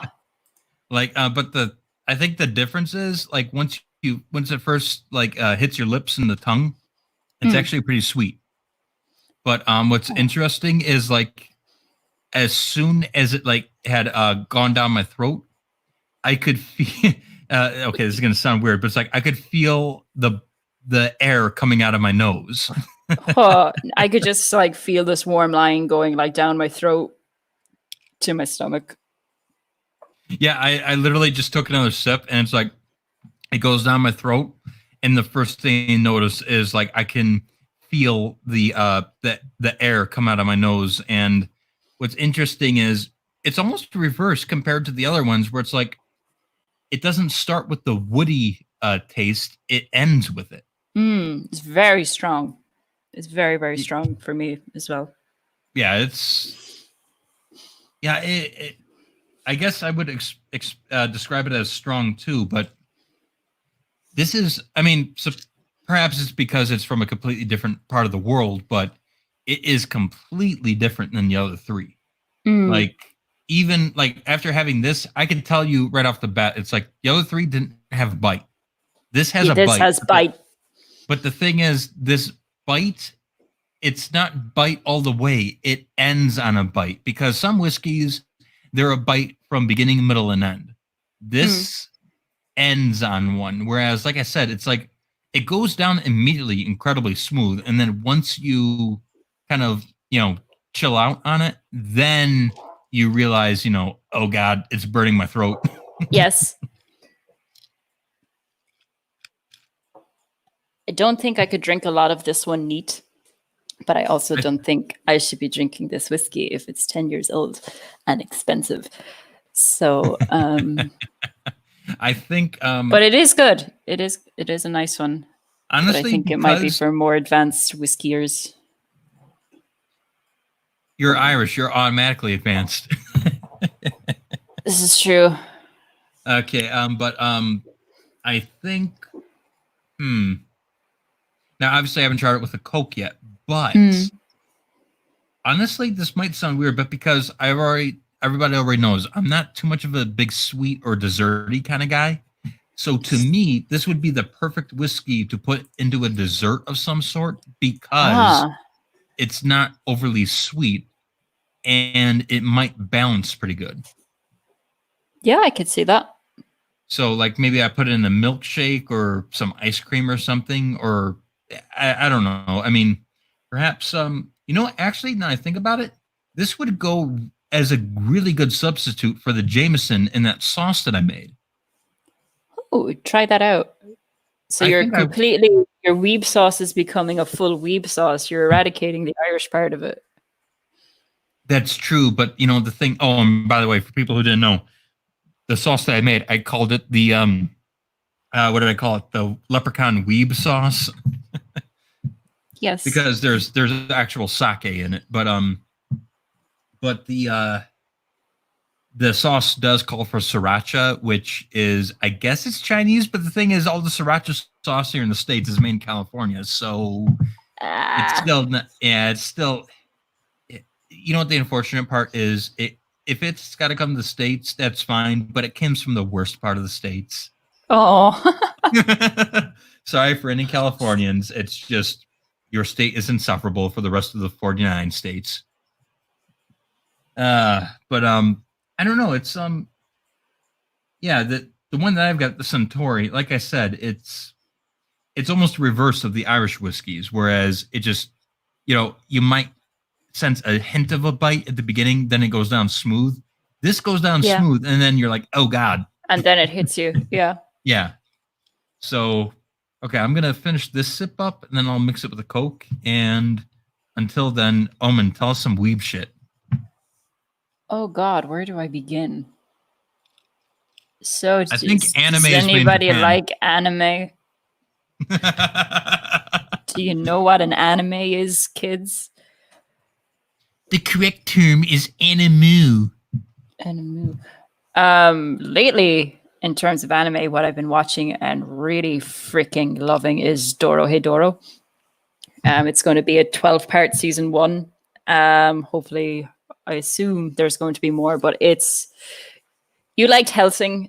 It's nothing like Helsing, but it has similar vibes, like just the whole air and atmosphere. You'll really enjoy it. Now, when you say, I'm sorry to interrupt, but when you say Helsing, are you talking about the manga OVA or the original 90s series? Oh, I suppose Ultimate. Okay. Yeah. My apologies. I wanted to make sure. Yeah, no, it's very fun. The characters there's not a character so far that I've disliked. They're all just terrific. They're just different shades of asshole all the way around. The opening is a guy with a lizard head and his friend are kicking the shit out of 2 wizards. And he opens his mouth and closes it around one guy's head. And another man's head appears inside his mouth and speaks with the magician that's trapped inside the lizard's mouth. And one of the opening lines is, "What did the man inside my mouth say to you?" If that's not an opening, I don't know. That's pretty hardcore. You'll really like the look of the manga as well. Some of the visuals are just really gritty and nice and dark. Now, but he's a lot of fun. That's how I would describe. Oh crap! I can't believe I forgot his name. But the gentleman who wrote Helsing and Drifters. Oh man, what is his name? Koto Hirano. Yes. Koto Hirano. That's kind of what's interesting. With Koto Hirano, and I would even say that one show that you keep going on about the gambling show. I'm sorry, Kaiji. I forgot about it. Yeah, it's like Kaiji. It's That's interesting really how it's interesting how both their styles really stand out amongst the crowd. And the way you describe that, it's actually how I would even apply it to both of those styles. Mm. And I'm not saying that it's because that they're how would I say it? It's not that they're good or bad, but it's like, and I'm not trying to downplay anime style, but it's like there is a point where it's like it all kind of starts to look similar. Am I being a dick when I say that? No, like after I think K-On, there was just a huge, everything became this overly cutesy moe moe. I think we're seeing a break from that now. Finally. Yeah. Because like from what I'm sorry I didn't interrupt, but I'll just make this quick point. From what you've said, it almost seems like it's another one of those people like Kote Hirano or the gentleman that you just mentioned. That's it seeks. It's not just by chance, but it seeks to stand itself out from the rest.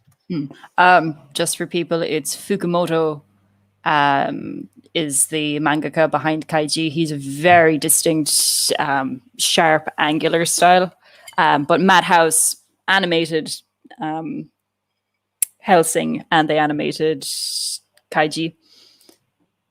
So they kind of had a nice blend there. But it's quote unquote ugly, I suppose, in terms of anime, but it fits because the world of kaiji is just so depressing and ugly. It's very mundane as well. Like he's just a low class guy, and the whole thing is he falls into these big gambling shenanigans. No, And yeah, I watched some of it, but I couldn't watch the entire thing because it wasn't all available online. But from what I had seen, I was really into it, and it it's killed me that really I couldn't good. watch the rest of it. And the reason why I was really into it is the art style in and of itself. Like you said, it really complements what's going on. Yeah. And I think that, and I'm not saying that anime is bad because I prefer anime to most of other mediums right now because it is very different regarding story. Mm, But with some of these shows, such as that and things like Helsing, it's like sometimes going the extra mile or the extra effort to distinguish yourself from the others, and not only to do that, but to complement the theme and tone of the story. mm. I I think think that it's. a Oh, lot go of ahead. anime got very generic looking. Yeah, I think we are seeing a break from that. Like even I've noticed, say with stuff like Rising of Shield Hero, they look slightly more mature and less moe. The guys yeah, especially. yeah. They don't look like they're in high school, Hmm. Exactly. and it, it's interesting that I didn't think that you were going to agree with me when I said that all anime was starting to look similar because a lot of people who are staunch anime fans they keep talking about how unique anime is compared to the West, and I would agree to that. No, no doubt. However, I would argue that it's all starting to become a little too similar. Oh, at least the mainstream stuff is for absolute sure. But like I think we're seeing more gems kind of come forward. Beastars as well is another one that looks nothing like traditional anime, but it's still technically anime. It's Japanese animation, um, which is another one that we are going to watch. I've read some of it, and it's really, really good. I absolutely adore the style in the manga. Yeah, But I do wonder, and I'm not trying to say this as a negative thing, but I do wonder if the reason for that is because the characters are all animals. I would like to see how the artist portrays human beings. that's like because I imagine some of them would look very just like mundane. So it's not like you'd have those characters with the bright pink hair or like green hair and spot the kind of main character in this scene. I think everyone would actually probably look somewhat um, real. Oh, okay. But then again, because you've so many different kinds of animals or whatever, how do you get them to present like this? So I think just going with the animals is probably the best. Oh man, I love the opening for that show. It's so good. I would assume that it would be almost a little difficult for the artist because you've got to portray a bunch of different animals, but you have to keep it consistent in regards to the style. I definitely like that she just went full animal mode as opposed to Kenomimi's, just giving them the animal ears and tail. You know, it's interesting that we bring that up because when you look at probably the Western equivalent of it, which I would guess is Zootopia, Mm, it's interesting that, and I'm not trying, I feel bad that I keep sounding like I'm downplaying other people, but it seems like the Disney way of making different animals is that they take the base big eyes and mouth kind of thing and they just mm. apply it to a different animal. Whereas Beastars, it seems like each different species has a completely different approach to it. Yeah, but I think there's a lot more freedom for the mangaka because she's not aiming it at kids for one. There is certain kind of aspects of kid-friendly design. You want things looking big and round and happy and friendly if they're like the nice main characters, and children-friendly characters. And of Which course, is, yeah, oh, my bad. Zootopia did deal with like things like racism and all that. I actually haven't seen it, so I will leave other people decide if they did that well or not. But like, because of that maturity with Beastars, there's a whole other layer to that, because you can see more serious aspects just being shoved right in your face about it. That is that. I'm sorry. No, Go yeah, ahead. go ahead. Oh, And I mean, okay. there's yeah. You go ahead. I'm so sorry. I'll make my point really quick. But what I was going to say is that the thing with Zootopia is that it was kind of, the thing is with subjects such as like racism in the West, it's completely heavy-handed. Like all the examples that people give of bigotry is almost cartoonish. Like it's over the top. Like it never really represents actual bigotry, in my opinion. Whereas kind of in Beastars, it's how do I explain it? It's like it's actual bigotry. Yeah, Like and I mean, the thing is, it's more of like, the thing is, I think people in the West forget that everyone understands that being prejudiced is frowned upon. So nobody is cartoonish about their prejudices. They always hide it. And I think that's what Beastars really excels at, is that yes and no. actual oh, my bad. Go ahead. Yeah, because like the huge thing, it's again the carnivore herbivore divide, and I mean, you can see like, yeah, you can't have carnivores running around the street and just straight up slaughtering other civilians because they're herbivores. And like the schools have nice little systems if like there's a smaller animal asks for help to get to classes quicker because they're so tiny, like the bigger animals are obliged to help them, and that's fine. And then it's when you kind of go out of the school more, spoilers, I guess, you just see how society is so much more harsher towards the carnivores.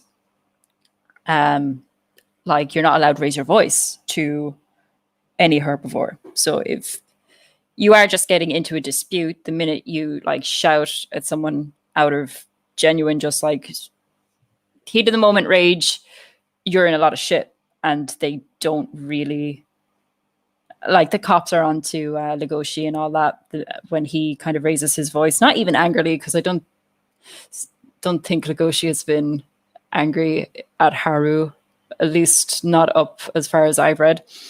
But he was just trying to get her attention, and even then it was just like snap towards, like the cops were on their tail. Yeah, if I'm not mistaken, he was literally just trying to, and if I'm remembering the scene that you're talking about, or the panel, I'm sorry. I think that he was literally just trying to be heard because it was hard for him to be heard. Yes, exactly. But it's so intense in that society. That's essentially what I was trying to get at, because, the thing is, when you observe actual, like, maybe not necessarily, maybe that's where I got off the wrong foot with, is I said it was bigotry, but maybe it was like, maybe a hidden like prejudice perhaps with people. And it's like, the thing is, like, in real life, a lot of people don't see like a person walking down the street and then they'll announce to the world, I'm going to be paranoid because I see a different person. Of course. Yeah. But in this case, it's like, it's actually shown in practice what like real paranoia or prejudice looks like. And it's the fact that it's kind of brought into your world rather than forced into it. What I mean is, like, it just flows well with the world building. Yeah, what I mean is, like, it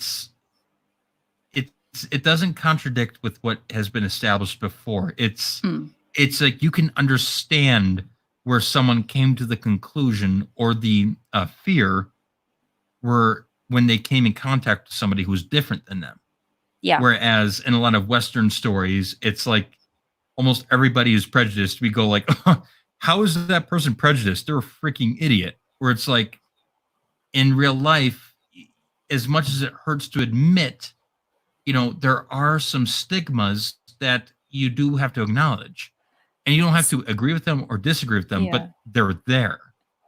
I'm What sorry if I've I'm not making sense. I'm just trying what to. I've noticed is a big problem in Western writing in general is that there's a huge tendency to treat the audience like they're really stupid. Yeah.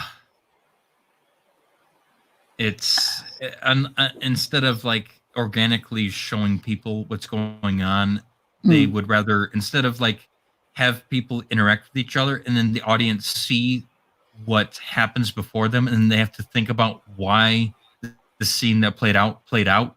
Yeah, Instead, what's happening in a lot of Western writings and such is that they give the commentary in the scene.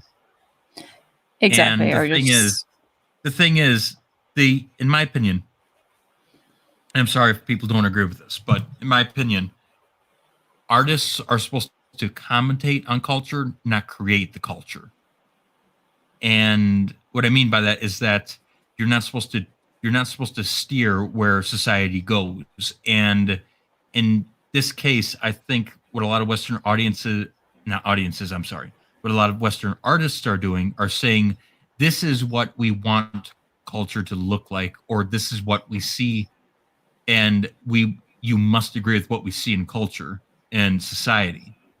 Whereas an authentic artist, in my opinion, would present something as is and then let the audience digest and talk about what it is they had just seen.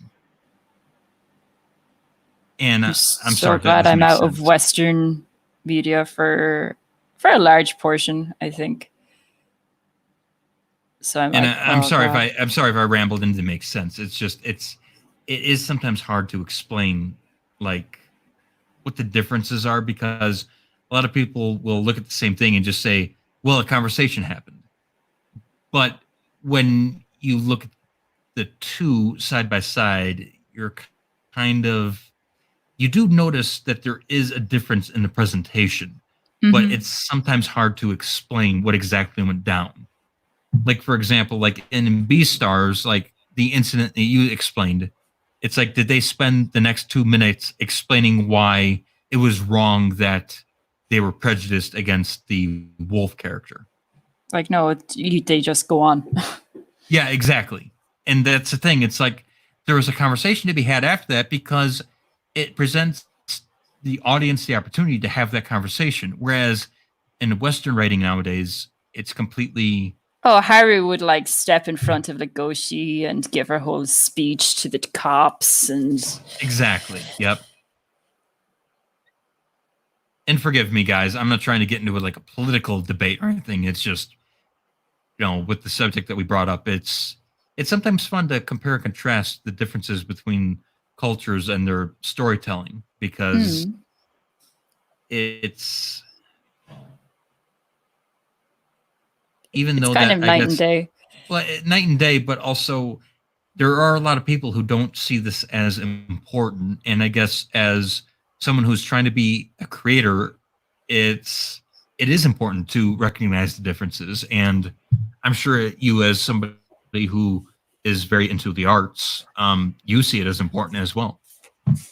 Of course. And like I love art, I love writing, I love stories. So like when you just see all this kind of like I said, it's very patronizing or something to be constantly talked to like you're stupid and that you need to be told this in the exact way so that you do not misconstrue what the author wants you to know. Yeah, it's just annoying. And I'm like, stop treating people like they're dumb. They will more than likely get the point. It'll help your writing out a lot too, I think. I think you hit something really important there, and it's the fact that it's it seems that the big difference between the two cultures is that right now in the West, for some reason, a lot of the mainstream artists are trying to tell people what to think, whereas in the East, people are asking you, "What do you think?" I would say, just to balance it, a lot of mainstream stuff in Eastern media as well is just like stuff that's going to sell. So it is going to be like just very bland, very generic, cutesy stuff. Very, very true. Do you think that's Yeah. why you're seeing them cater to a lot more Western sensibilities these days? Oh God, no. God, if it comes down to it, I think Japan is going to be like, okay, I guess you just don't get this series, but we're going to keep making it for Japan like we always have, because our e-games get us like, or rather Quite H frankly, games get us so much money, and we're going to just keep making those and making light novels and animes based off that. yeah, It's and quite frankly, I think that that's how it should be because I mean, even with the problems I have with Western creators nowadays, it's like I think that you as a creator, your biggest goal should be to create for yourself. And if you get an audience, then that's just an added bonus because I think in the West, especially a lot of the mainstream stuff, you can tell it's manufactured to sell, not mm, to I don't know how to say it, but like not to inspire, not to I'm sorry, I don't know what the word I'm looking for, but like not to make people think. yeah. Whereas in the East, it's like you're kind of looking into somebody who is legitimately thinking like, I've got this grand idea and I want to share it with people and I'm curious about what they say about it. I think the main difference is because I'll still like wholeheartedly go like Japan's not going to stop like their like booby animes, and they're not going to stop those really cliched animes that are just telling the same thing over and over again. But they also don't have a problem with allowing the chance for more obscure stuff and more serious stuff, or like whatever, just what isn't the mainstream. Like that can also has more than enough chance to rise up and become as popular as the other mainstream stuff that they know makes money. And I'm curious now that you brought that up. Would you say that the reason for the West not taking those opportunities is because of profit, or is it because of sensibilities?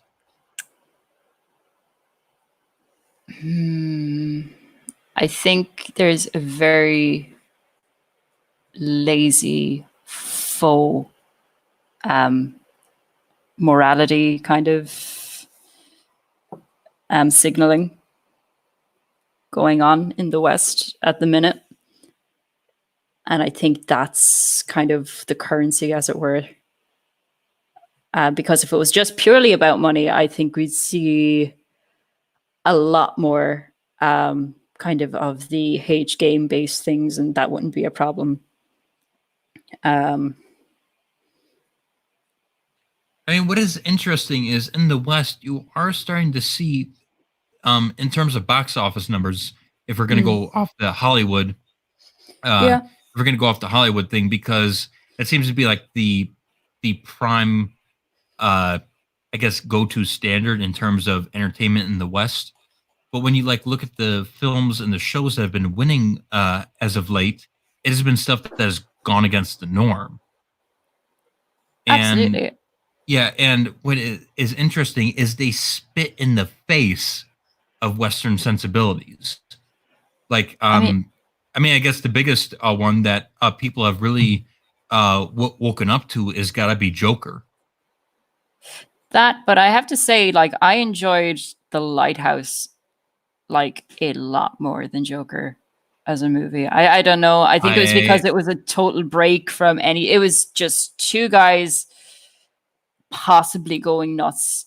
One of them definitely goes nuts. Does the other? It that's I'd have to watch it again. Maybe, maybe not. It's debatable. But that was just a nice movie. You could sit down, watch two guys go insane, and let that play out. I do have to admit I have not seen that, but it's just because for some reason in the place I live at, it was not offered at a theater near me. Here we had to go to kind of a more arts film kind of theater as opposed to Okay. a big main one. Also, hi Slendy. And Yeah, I was gonna bring yeah. him, her. I'm sorry, I don't know who you are, Slendy. But yeah. I'm sorry, you go ahead. Well, no, Justin, I'm going to respond to Slendy and say, if I thought I had anything really interesting to contribute, or say, I'd stream more, but I don't know. I just kind of take part. Well, I just do these whenever I think that I have something interesting and fun that I can share with people. And quite frankly, as long as you're interested and have the time, of course, Omen, you are more than welcome to come onto these streams and even coordinate these streams whenever you want. Yeah, it's fun. But yeah, but once again, it's just it is hard for me and her to find times when we're both available because I mean we both got lives going on and such, and you know, IRL of course sucks. So Yeah. Right.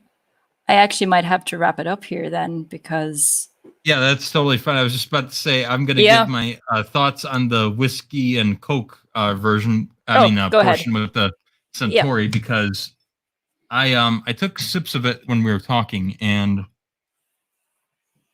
I just taken one more before I give my thoughts. And I got to say, out of everything that I've had so far, this one is definitely the one where it's like it's completely split. Where it's like it doesn't really make much of a unique flavor. Huh. It's like once I sip it, all I taste is Coke. But at the end, I get that end bite of the Centauri. And what's interesting about that is like it's completely Centauri, but at the beginning it's completely Coke. So it's like I said, it is completely 50-50, which is a little interesting because normally when you mix it with Coke, as everybody knows, it's like you get a new taste. Whereas this, it's I may as well have like taken a sip from Coke from the can and then immediately taken a shot of Centauri. That is really, that doesn't sound like the thing for me. Yeah, it's I don't know if I had Centauri again. Like I said before, I think I would mix it with like a desserty thing, and if I or I would have it by its own because with the Coke, it's like I'm drinking it and immediately all I'm thinking is, I think I would rather just have one or the other. Yeah. Well, guys, I don't want to keep Omen too much longer, so I guess we will wrap it up. But before we go, I just want to thank everybody for coming and listening. I know that the number has been kind of funky because like we're on StreamYards right now, and like it said like on StreamYards that one person was watching it, but like then on YouTube it would say like 8 people were watching it. So I don't know how many people are watching it, but I appreciate everybody who came. It's been fun. And yeah, and I hope that you guys enjoyed this. Just make sure that you give me feedback in case you would like to see something like this again, because I've already talked to Omen's boyfriend, Chronic, and a couple other people who were interested in doing their own little alcohol streams together, talking about whiskey and possibly rum, things like that. And I'd be more than happy to do it. We just have to find the time and make sure that we find something that we can make a stream out of, because like here, I think if we just had like maybe one drink, we wouldn't have been able to find a reason to really do a whole stream about it. But I hope you enjoyed this, Omen. I did a lot. It's a lot of fun. Yeah. So where can I guess we should have asked you this at the beginning of the stream, but what is it that you do and how can people get a hold of you? Oh, like I do the art thing. I'm a freelance illustrator studying animation, and you can find me in most places under Omenomicon. So Twitter is where I'm most active right now. So at Omenomicon. All right. And as for me, I'm trying to write, but okay, life happens, and I've been a little over the place, and I'm also in the middle of job hunting. So, as much as I'm not happy with the lack of things I've been sharing, I've been trying to focus my efforts on keeping friendships intact and also trying to get a job so that I can have more time for writing. So, you can follow me on Twitter at Salem_LeBlanc. And I think that will do it for everybody. Is there any last comments or concerns, Omen? No, it's been a lot of fun. Yep, and I guess the very last thing before we close off, of all the whiskeys, how would you rank them? I mean, Jameson is going to be my favorite because it's my comfy factor. I think then the Teelings for me, then Bushmills. Yeah, the Yochi is a bit too spicy for my poor delicate palate. Well, as for me, I will go Jameson. Then I will go. I think I'm gonna have to go Bushmills next, and it's just because I think it's the most unique out of all the ones I've had that are the Irish, I should say. Yes. And then I will go.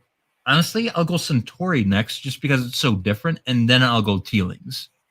But honestly, if any of these were offered at a bar, I would immediately ask for them. Oh, absolutely. Okay, well, thank you very much for coming on, Omen, and we'll go Thanks ahead for and end having the me. stream. Yeah, and we'll go ahead and end the stream here, and I shall. I suppose that it'll depend on people's feedback from this if we'll do another one of these. All right. Well, have a good St. Patrick's Day, everybody. And I hope everyone enjoys the rest of their celebration. I know that because of a certain disease that people are pretty much bound to their homes right now, but just know that people care about you and people would love to celebrate with you. Exactly. Have a good one, guys. All right. See ya. Bye. Bye.